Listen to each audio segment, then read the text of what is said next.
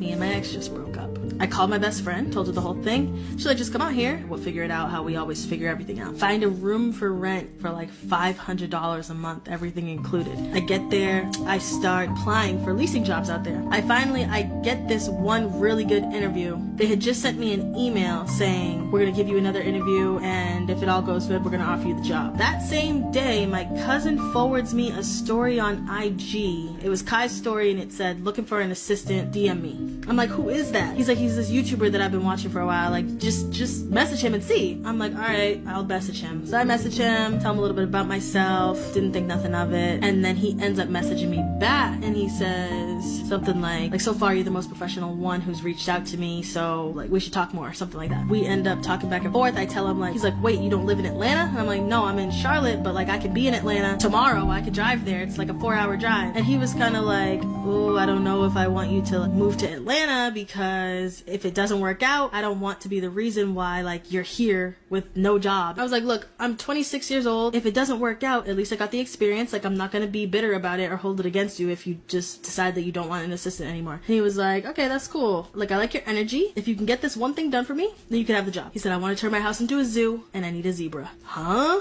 We're talking on a Friday.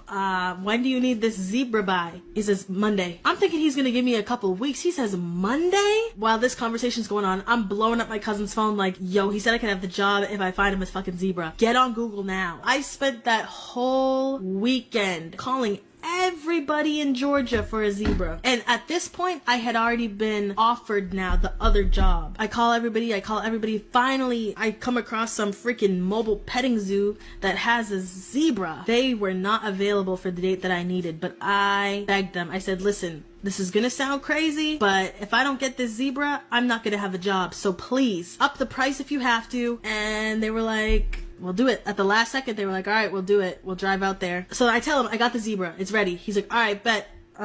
Like, come to Atlanta. I'm like, all right, bet. At this point in the story, I only have like $400 now, right? I'm gonna rent a room and I can stay there for 30 days until I prove myself and whatever. I think I borrowed some money from my best friend so I could pay for this room that I found. Well, I paid for the room and it turned out to be a scam. I have maybe $100 for gas to get me to Atlanta now. Nowhere to stay. And I'm saying to myself, am I really about to drive to Atlanta to go work for some 19-year-old kid who might fire me in 2 days? Am I really going to do that? Or should I just sign this contract that is guaranteed money that I know I can make a good career out of, right? I said, fuck it, let's do it. Let's just do it and see what happens. Like, drive there with $150 that I have. One of my aunts booked me a hotel room near his house. I meet him and then he's like, I'm going to pay for your rent.